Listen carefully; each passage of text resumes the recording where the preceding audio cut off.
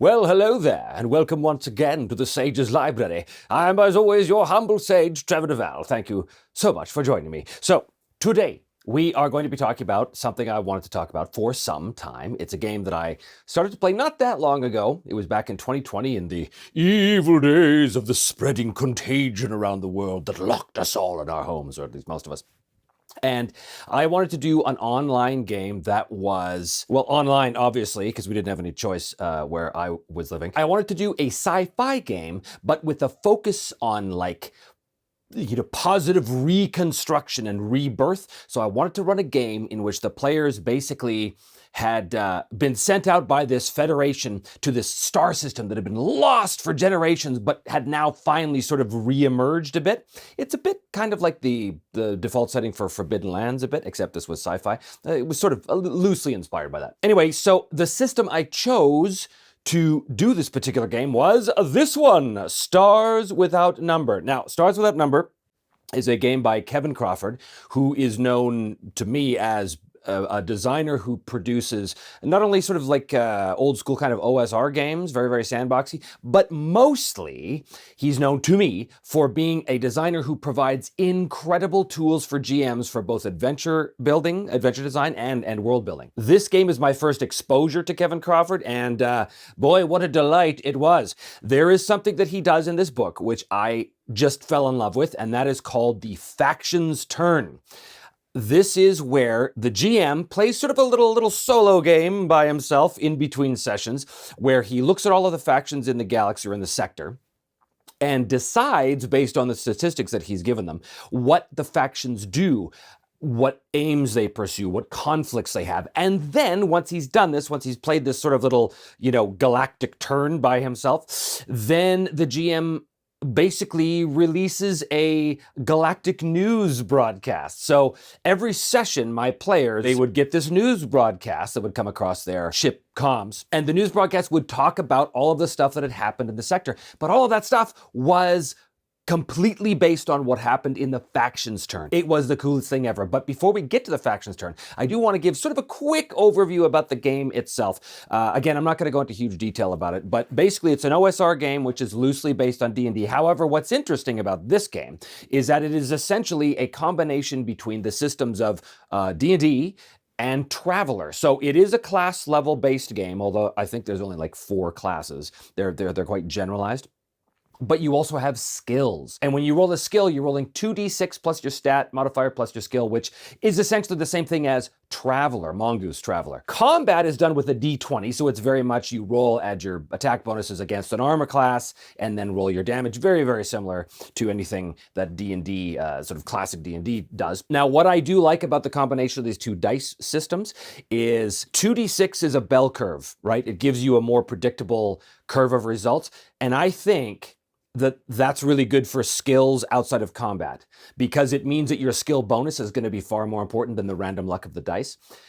In combat, the d20 is a flat distribution, so you have as much chance of rolling a 1 as you do a 20. What that means is the dice represents, or the d20 in this case, represents the inherent chaos and the unknown variables that go into a fight. So I quite like that. I like the idea that skills are 2d6 and then combat is still d20. But not being a huge class level kind of fan, the core system, it's perfectly serviceable and it works just fine, but it's not really to my liking. I kind of prefer other games, which is why that I'm not going to focus so much on the actual game system of this, so much as I am the world building and the adventure design and the Factions Turn. So I want to talk about sector creation in Stars Without Number. In many ways, it's very similar to the Traveler system, where you look at the size of the planet, the atmosphere, the population, the law level, the tech level, all that kind of stuff. That is all in here. But what is also in here is the tag system. This is where you assign a couple of world tags, which is based on a handy dandy chart right there. And you pick 2 of them, and then you look at the associated entries for each tag, and you mix them together to get some immediate ideas as to what this planet is. So in the proud tradition of Me, Myself, and I, I'm going to randomly put my finger on one of the entries, or 2 of them actually, and we'll combine them and see what it comes up with. So the first one is colonized population. A neighboring world has successfully colonized this less advanced and less organized planet, and the natives are not too happy about it. A puppet government may exist, but all real decisions are made by the local viceroy. So this is a captive world with restless natives who are probably seeking to overthrow the yoke of their oppressors, so to speak. And the second one is at random, Sealed menace. Something on this planet has the potential to create enormous havoc for the inhabitants if it is not kept safely contained by its keepers.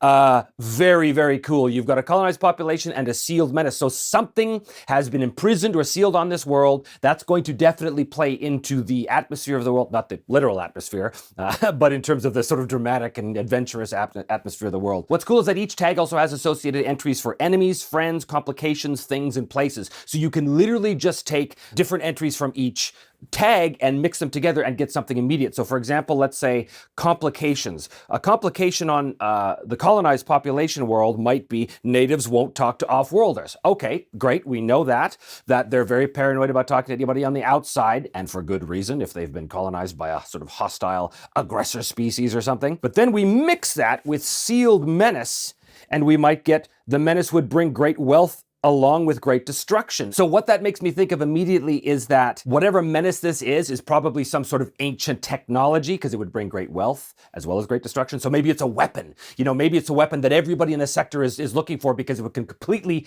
change the balance of power among the worlds or even the factions on the planet, for example. So maybe the restless natives are actually seeking for that sealed menace to unseal it, which of course would cause terrible chaos and devastation, but they're trying to do it in order to overthrow their rulers. So just based on those two things alone, you've already got like instant adventure, right? Boom. But it doesn't end there. After you go through and pick the atmosphere and the temperature and the climate and the biosphere and the population, all that stuff that is very, very familiar to Traveler players, then you go to additional system points of interest where you can just pick out little interesting things that randomly determine it. So you might say, okay, there's an ancient orbital ruin and it's occupied by government researchers, probably in this case of the occupying power, and they're trying to stop it from awakening. They're trying to stop an orbital ruin from awakening. Oh, well, from awakening, that's probably tied back to this sealed menace. So maybe this weapon is actually an orbital weapons platform or something.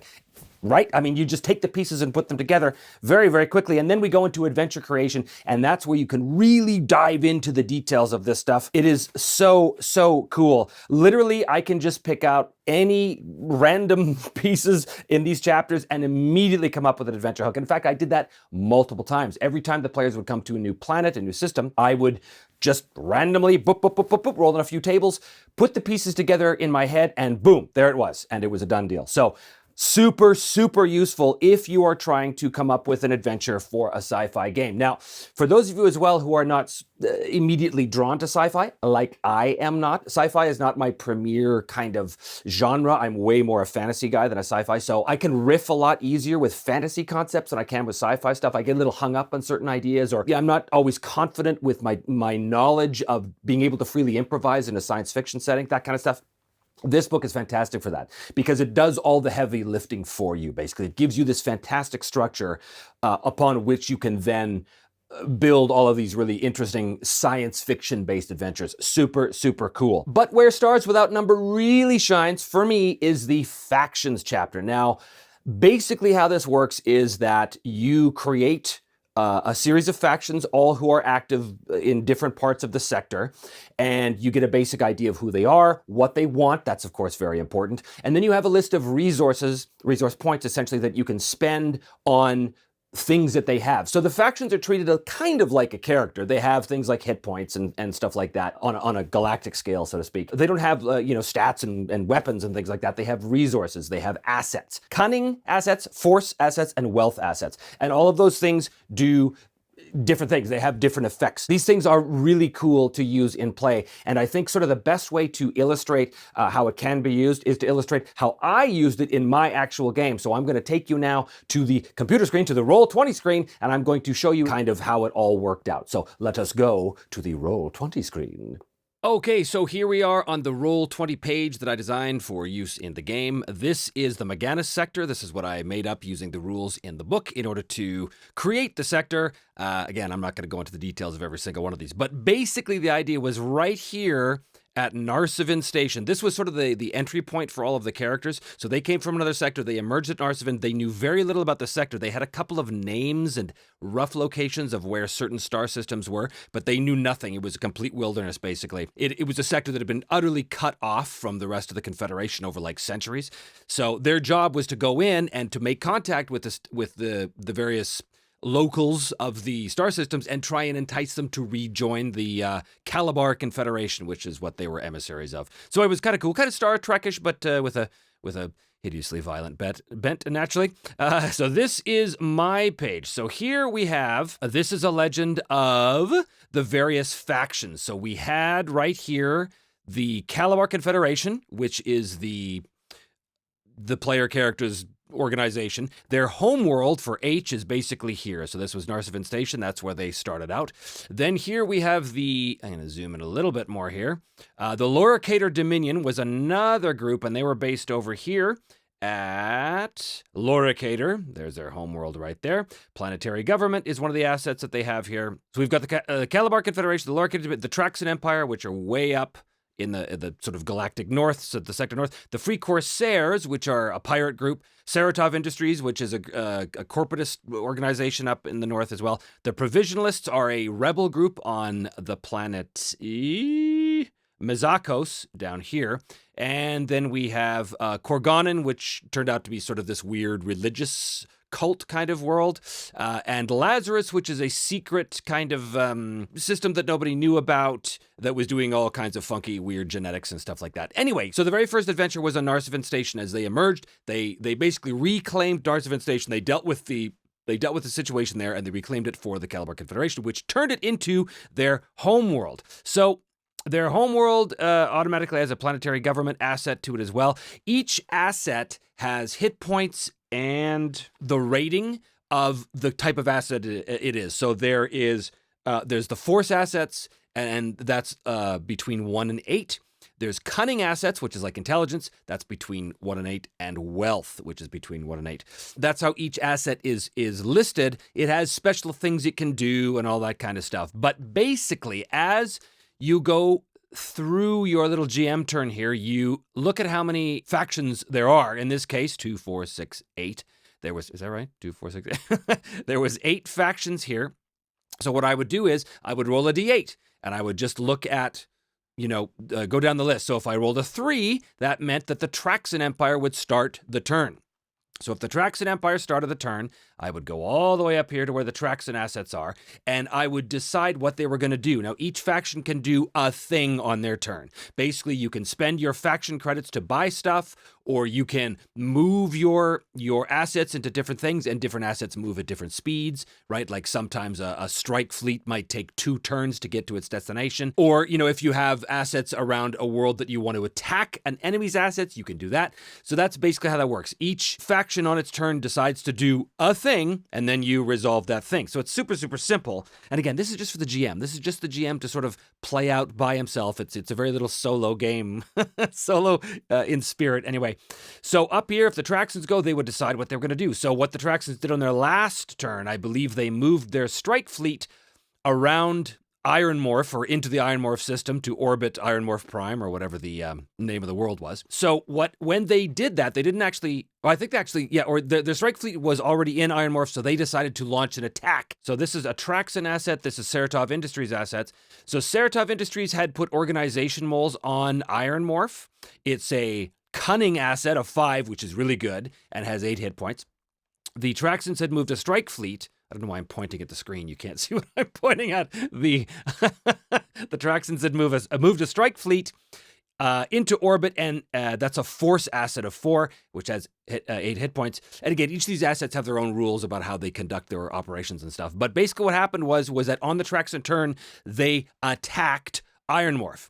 So when that happened, I resolved it, rolling the dice and doing all the stuff. So the Traxans went, and then the other groups all go in initiative order. So the Traxans would go in this case, and then down here, the Free Corsairs would take their turn, and then Saratov would take their turn, and then the Provisionalists would take their turn, until you get to the Traxans again, and that's the end of the round. You literally can move the assets on the map. So for example, over here, this is a group of surveyors from the Calabar Confederation. So last turn, I believe, last turn, the surveyors were here at Corinius Alpha, but they had spent a turn to move, I think. It's been a long time since I looked at the rules for this game. Like, this is 3 years ago I ran this game, so I forget all the little details, but this is just to show you the basic idea.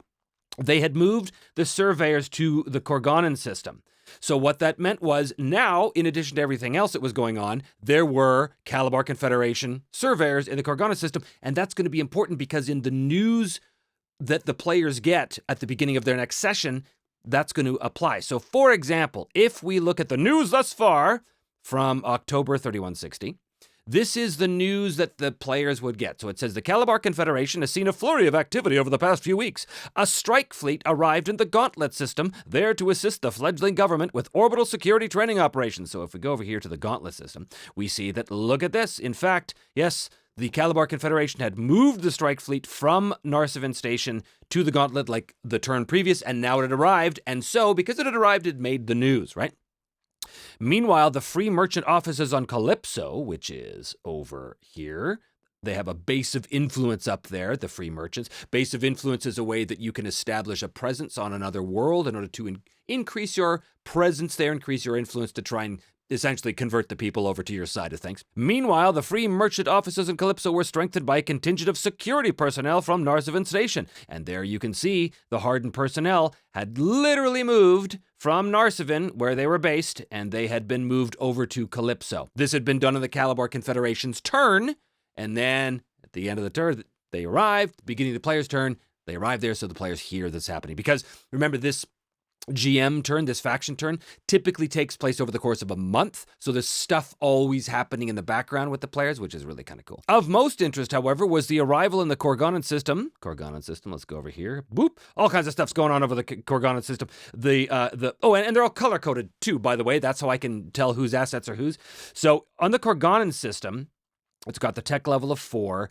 Here, this color green is the Corganan locals, which is sort of that religious cult that operates in the system. They have their homeworld there. They have a strike fleet, post-tech industry, and elite skirmishers. This light... Ooh, let's move you out of the way. This sort of light yellow is the free corsairs. They're the pirates that share the system in Corganan, so they've been at war the whole time. This is a Loricator Dominion fleet, and of course, the surveyors and blockade runners here are part of the Calabar Confederation. So there's all kinds of stuff going on in Corganan, but what had most recently happened was the Calabar Confederation had moved a blockade runner fleet into the Corganan system, and how it manifested in the news was, of most interest, however, was the arrival in the Corganan system of a fleet of blockade runners. And then there's a quote from Commander Moretta of the Confederation. Our exploration fleet is in the Corganan system merely to assist our surveyor team, said Commander Moretta of the Confederation. We have no interest in interfering with the local political situation. Corganan's military fleet was put on increased alert at the appearance of the Confederation ships, but no hostilities have yet broken out. We reserve the right to defend the way, which is their religious belief system, and all who practice it, said Speaker Manius, he's the leader of Corganan. We will, for the time being, allow the presence of the Confederation surveyors in our space, but we would not want to subject our own diplomats to the same risks that the Loricator Dominion's ambassadors have so recently suffered. That's in reference to an assassination attempt that had happened on the station. Remember, this is like 3 months into the game, so there's all kinds of stuff that's already happened, and this stuff has also been affected by the players. So the players had been directly involved in what was like an aborted assassination attempt. Oh no, it wasn't an aborted, it was a successful assassination attempt on an ambassador of the Loricator Dominion. Actually, I think that happened over here in Intranite. The players were there for that. In fact, they got framed as the assassins. So they had to deal with that, and they did deal with it, but that had effects, direct effects on what happened in the system, because now the Loricator Dominion was very suspicious of the Calabar Confederation. As I said, Calabar was here to try and sort of reestablish contact with all of these other systems. So the Loricator now sees the Calabar Confederation as a potential threat to them. So that could lead to war in the future and all kinds of cool stuff. But this is all determined just by the various factions going about their turns, moving their assets into different worlds and taking actions. And the type of actions they can take, they can attack, they can buy an asset, they can change their home world for whatever reason they want to do, they can expand their influence with these bases of influence, they can refit an asset, they can repair an asset if something gets damaged, like if a strike fleet gets damaged in a battle, they can recall the fleet and have it repaired. They can sell an asset or seize a planet militarily, or use an asset's special ability, like I think down here we have like Psychic Assassins, which is a force asset, and I think Psychic Assassins can directly target certain other assets. I forget all the details, but each one has a specific thing it can do, and that's all explained in the book. So it is really cool because you go through this faction turn and have all of your factions do stuff, and you're literally moving these assets all over the place and then resolving the actions of the factions by using dice, which gives you a living, breathing sector that the players are not only affected by, but have the chance to actively influence themselves. And yes, eventually the idea, we stopped playing before this could happen, but the idea was always that the players would eventually grow strong enough to be able to control the Calabar Confederation factions within this sector. So, you could do that, or they could go off and form their own faction if they wanted, using all of these faction rules, at which point now the players are also taking a faction turn along with the rest of the NPC factions. So we never got to that point, unfortunately, but I was super excited about doing it. But, things happen, games die, it's the way it works. But this is just a really, really cool way to sort of allow the GM to randomize the effects of the system, like the greater system and all of the various NPCs in it, but still make it kind of a little solo mini game in order to make the GM feel like he's not just making stuff up. Although there's nothing stopping you from doing that, of course, you're the GM. But as the GM, you can use this system to literally play a little game with yourself to see what happens with these factions. And what that does is it allows the GM to be surprised by what's happening as well. And I always love that. I love a game that allows the GM to be surprised. I love a system that takes the narrative burden off of me and allows me to sort of improvise freely within the results that the system itself provides. And this is a shining example of that. So this faction system in Stars Without Number is really, really cool. Now, I know that Kevin has also made a fantasy game called Worlds Without Number, which I also haven't really looked at it too much, but I know that this kind of thing is also involved in that. He's also got basically a Cthulhu kind of Call of Cthulhu based game, structured much the same way. You can create all these different cults and factions and things like this. So this is kind of his thing. This is his bag, is creating all of these tools for GMs to be able to really flesh out the various factions and adventures and worlds and setting details, but make it really interactive for the GM to feel like he's participating